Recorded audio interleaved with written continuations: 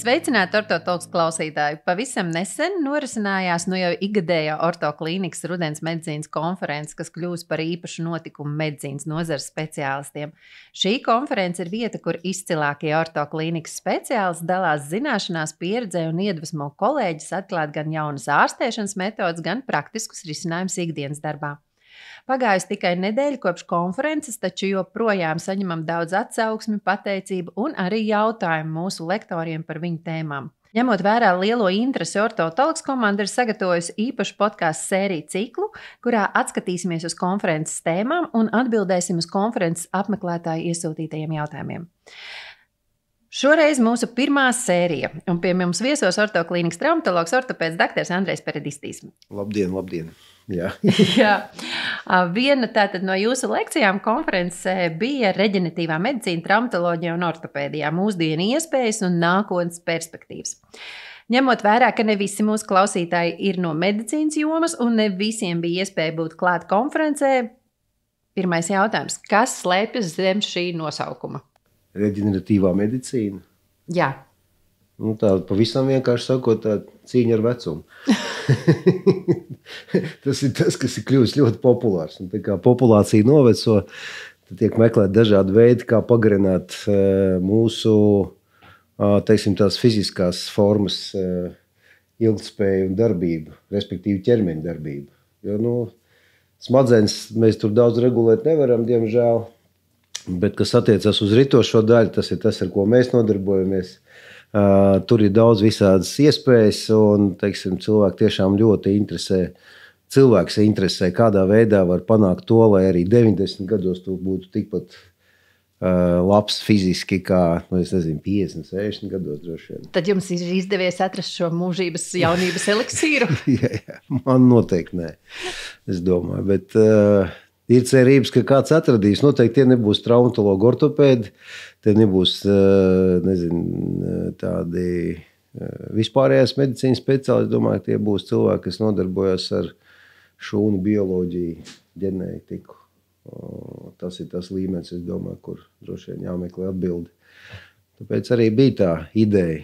To, ko mēs darām kā speciālisti, tad mēs mēģinām uzturēt cilvēku fizisko stāvokli, vismaz palīdzēt viņam to darīt dažādiem veidiem. Tas ir injekcijas un dažādi medikamentu lietošana.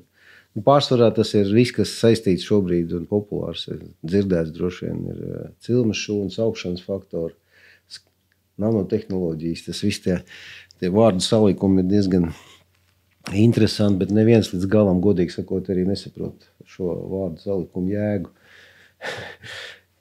Es domāju, to vienīgais, kas tie, kas saprot reāli, tie nav praktiskā medicīnā cilvēki. Tie ir teorētiķi, viņi sēž laboratorijās un tie, kas un pārējais jau.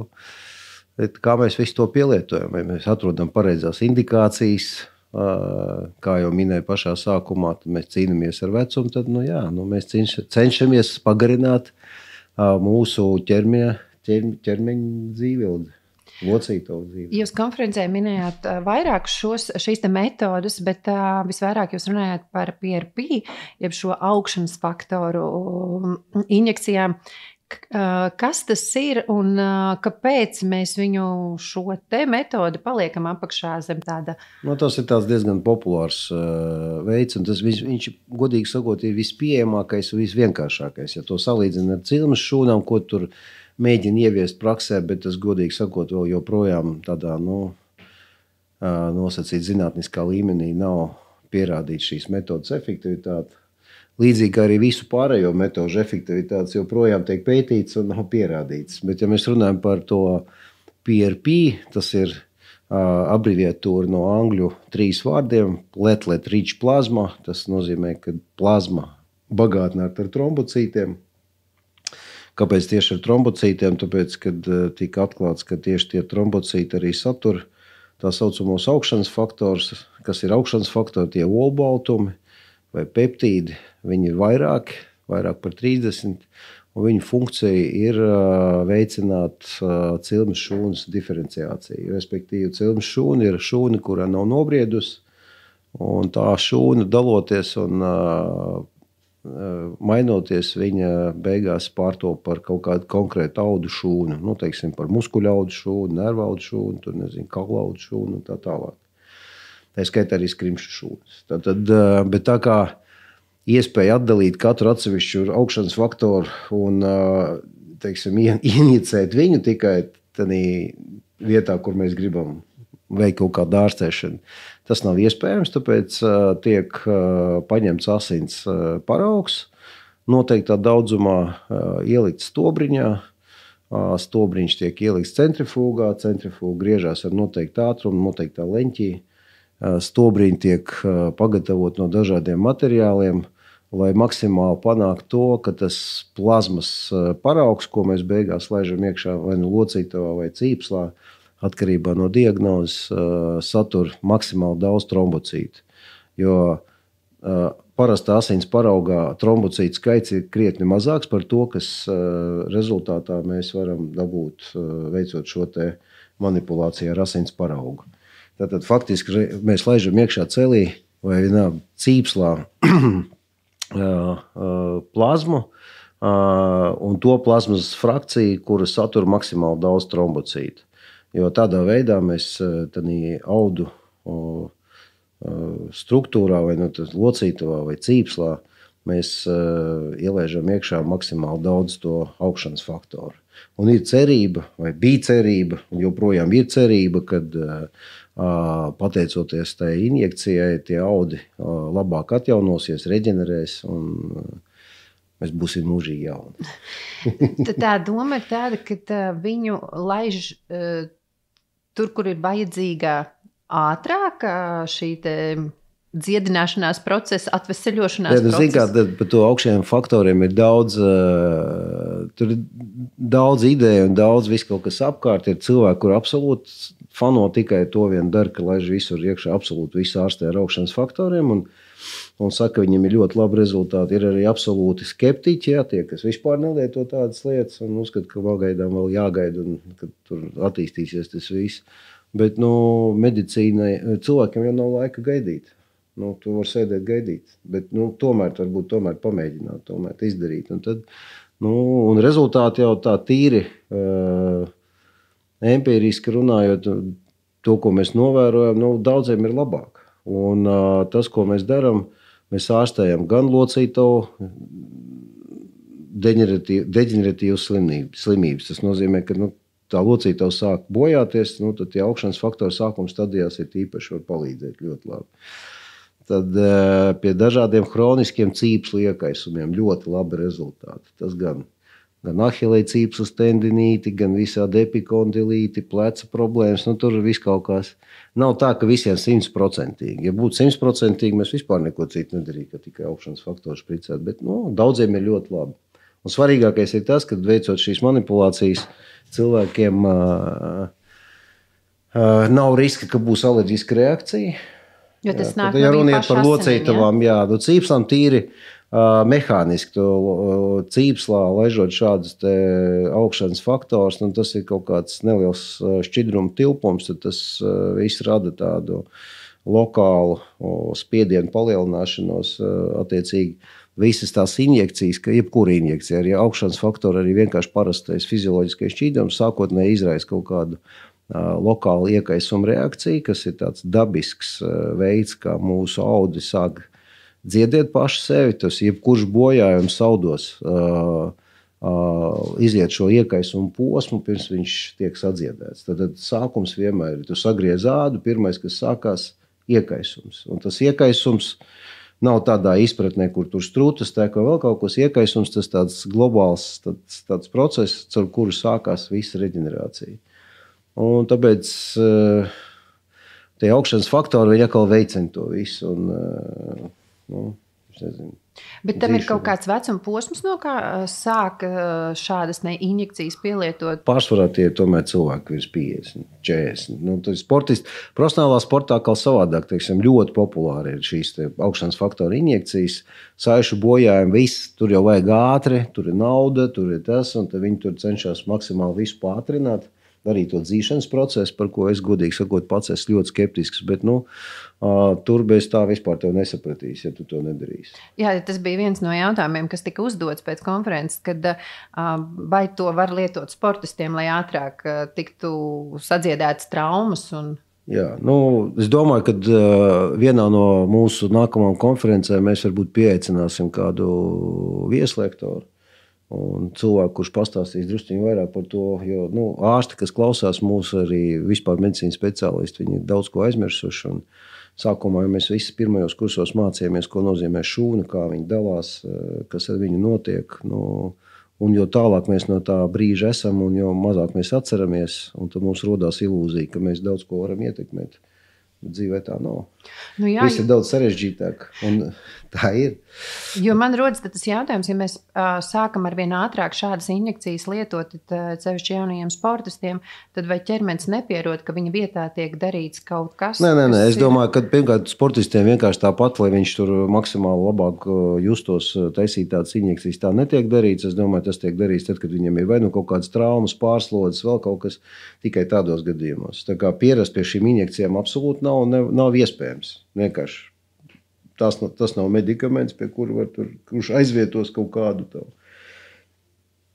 Vienkārši mēs no ķermeņa, no vienas vietas šķidrumu pārvietojam citā vietā un kaut kādā veidā mēģinām tad kaut ko izārstēt. Bija jautājumi arī par to, ka ja šāda injekcija ir veikta un viņa ir uzrādījusi labus rezultātus, vai to var atkārtot un cik bieži var atkārtot? Atkārtot var bezgalīgi daudz. Tad jau mēs varam pierast.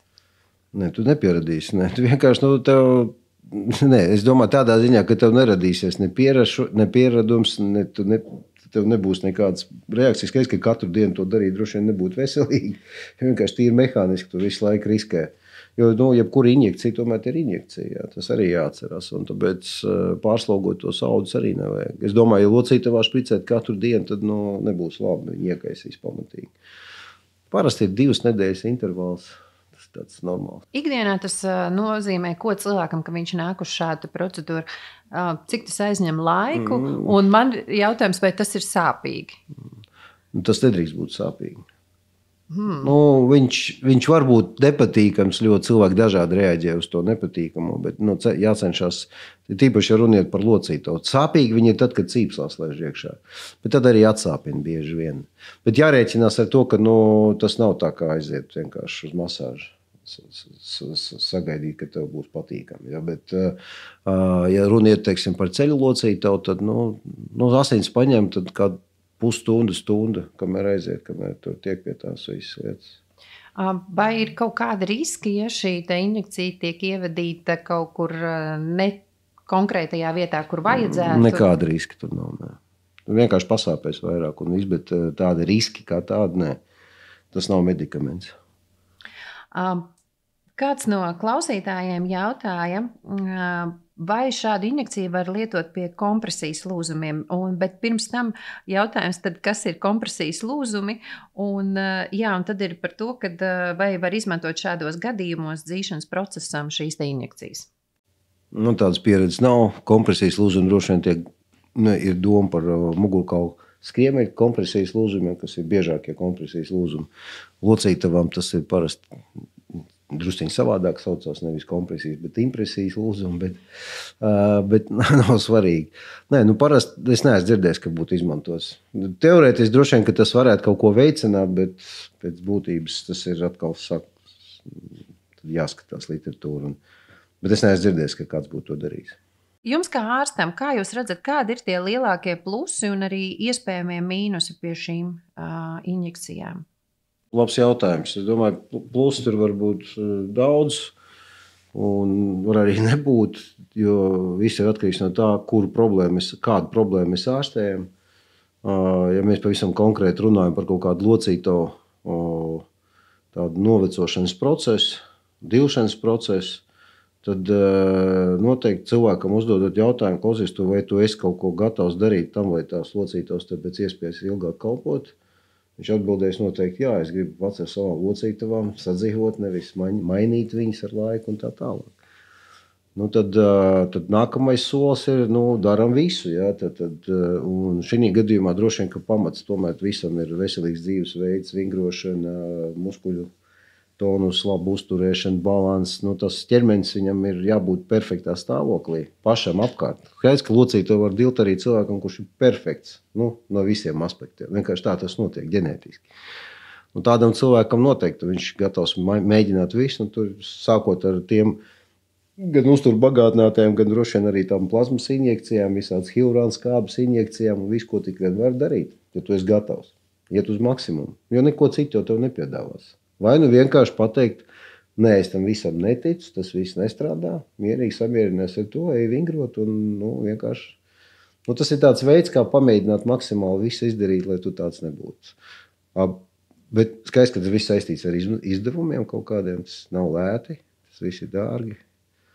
Un noteikti, ka tas nav tas, ko būtu jādara cilvēkam, kuram tā locīta jau ir nodilusi. Ja?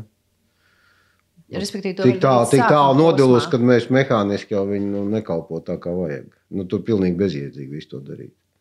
Vienīgais, tev var pateikt, kā tur pārējās locītos, lai tur, tas runa par uzturbagātinātājiem. Droši vien, ka tādot...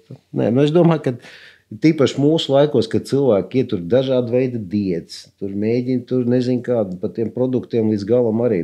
Tur atšķirībā no zālēm produktiem nav anotācijas klāt.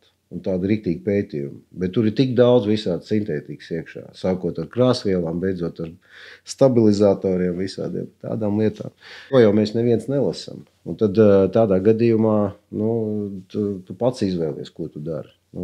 Tāpēc es domāju, ka, ja ir iespēja maksimāli visu izdarīt, tad droši vien, es katrā ziņā būtu, ja man tāda problēma ir, es noteikti darītu. Jums kā ārstam salīdzinot ar citām injekciju terapijām, cik bieži jūs praksē izmantojat šo PRP vai šīs alternatīvās variantus? Es visvairāk kortizolu izmantoju noteikti. Tas, kas, viņš arī visbiežāk vispār tiek izmantots. Efekts ir praktiski uzreiz bieži vien. Nevis tam dēļ, ka tas efekts ir uzreiz, bet viņam tāds pamatīgs pretiekaisuma efekts ir. Ja šīm injekcijām, gan hialurāna skābei, gan tam augšanas faktoriem, viņam tāds vairāk ideja, ka reģeneratīvas tomēr darbības injekcijas. Respektīvi, viņas ne tikai ārstē to iekaisumu, bet ļauj arī tam ķermeņa daļai atjaunoties. Tāpēc parasti, ja ir iekaisus locītava, es sāku ar kortizonu, un tad pēc kādu laiku, ja viss ir kārtībā un ir indikācijas, var taisīt gan to hialurāna skābi. Citreiz to hialurāna skābi kombinē ar to kortizonu. Viss ir atkarīgs no situācijas un diagnozes. Bet noteikti kortizons visbiežāk, un tad nākamais ir droši vien augšanas faktori, un tad ir hialurāna skābe. Man ir tāda secība. Vai ir kaut kas vēl tāds, ko jūs varētu pateikt par šiem augšanas faktoriem, ko es jums neuzdevu? Par augšanas faktoriem es pateikšu tā, ka mūsdienu medicīna ir ļoti cieši saistīts ar industriju. Un tas ir tas, ko jāņem vērā. Ja jūs aptiekā ieejot, jums ir plaukt vienkārši lūst, tur tik daudz medikamentu, tik daudz visādi uzturbagātinātāji, kurus var nopirkt bez receptes. Un tu viņus pēc nevis tāpēc, ka tev liekas, ka tas ir labāks. Bet tāpēc, ka bija labāka reklāma? Tev liekas, ka viņš ir lēsts, tad viņš ir slikts, ja viņš ir dārgs, tad tev liekas, ka viņš ir labāks. Ja tā kastīte ir kaut kā foršāk noformēta, viņi ir droši vien labāki. Ja to ir atveduši no Anglijas vai no Amerikas, tas ir vēl labāk. Vai no Vācijas. Neskapēc Latvijā tā nevar būt. Latvijā ražo pilnīgi tādas pašas uzturbagātinātais kvalitātes ziņā vispār absolūti vienādas, un visi viņi ir ļoti labi. Ja runiet par kvalitāti. Jautājums, vai vienmēr viņi ir vajadzīgi, to es nezinu. Cilvēkam pašam jāsaprot, cik lielā mērā viņš ir gatavs tajā visā ieguldīties. Jo tā industrija viņa dabiski spiež visām tām medicīniskām ierīcēm, produktiem ir diezgan lielas cenas. Un cilvēki bieži vien neapzinās, cik tā viņa diagnoze atbilst tam, ko viņš dara. Ja runa iet par tām reģeneratīvo medicīnu, dabiski tur nav robežu. Mēs visi varam to augšanas faktoru špricē ne tikai locītavās, viņš špricē zemādā. Ādu, taču plastiskā ķirurģija arī. Kur tik nešpricē? Zobārstniecībā viņi sāk izmantot vēl pirms mēs sākam izmantot. Un diezgan labiem rezultātiem. Tas ļāva atjaunoties gan smaganām, cik es saprotu, tur kauliem. Es nebūšu precīzi droši vien, bet tā ir viena no tām nozarēm, kur tas tiek ārstēts. Tas tiek lietots ginekoloģijā, ja, teiksim, tas, kur tikai netiek lietot augšanas faktori. Tad vesela klīnika mums te Latvijā ir viena, kas nodarbojas ar vecuma ārstēšanu. Ja? Pagaidām tas ir tāds vairāk izskatās pēc tā, ka tas cilvēks vienkārši viņu uzfrišina. Viņš labi izskatās, jā, bet iekšēji viņš vienalga lēnām iet uz to pretējā virzienā, ja? Tad, neskatoties uz visām mūsu pūlēm. Bet kas ir svarīgi saprast to, ka cilvēki tiešām pielieto visu šitās te lietas. Viņi noteikti izskatās labāk, tīri vizuāli. Ja viņi vēl ir arī tādi veselīgā dzīvesveida piekritēji, nevis attiecībā uz ēšanu, bet tieši uz fiziskām slodzēm. Jo tas ir tas, kas visvairāk mūs kārtīgi iedragā, tas ir mūsu muskuļu aparāta stāvoklis. Ja? Un sarkopēnija tas nozīmē, ka muskuļi vienkārši pazūd ar laiku, un tu vari darīt, ko tu gribi. Un noteikti tiem, kas vispār neko nedara fiziski, viņiem tas notiek daudz ātrāk. Un viņi no tā cieš daudz vairāk. Es šobrīd runāju par to paudzi, kur jau ir tagad 80 pāri 90 gadi. Ja? Tad, jo tu ātrāk sāc kopt savu ķermeni, tīri fiziski. Paskatīsimies uz jogiem, paskatīsimies uz tiem, kas nodarbojas ar vingrošanu regulāri, nepārspīlējot mēreni. Tiem noteikti ir labāk. Un tad nāk papildus viss tas, ko mēs runājam par to dārgo pusi, ja, kur vingrot tev nav nekas jādara. Tev vienkārši jāatrod sevī spēku to izdarīt. Tev nav nekas vajadzīgs izņemot horizontālu virsmu. Teiksim par to visu to pārējo, par tiem augšanas faktoriem, cilmes šūnām un uzturbagātinātājiem. Tā ir visa laba lieta, bet tas ir tas, ko tu tāda ekstra, teiksim, tam visam. Tas noteikti palīdzēs tam ķermenim justies labāk. Paldies, doktor Peredistī, par sarunu un vērtīgo ieskatu. Nē, šeit mums vairāk jautājumu nav. Labi. Un es aicinātu arī visus uz jau sekot līdzi mūsu jaunumiem sociālajos tīklos, lai neparastu garām nākamo sēriju, kad jau mēs runāsim par otro doktora Peredistī lekcijas tēmu par kaulu lūzumu ārstēšanas principiem, kādos gadījumos izvēlēties konservatīvu, bet kad ķirurģisku pieeju. Sarunu vadīja Agnes Bauman, par skaņu rūpējās Gunts Bērziņš un uz tikšanos jau nākamajā epizodē.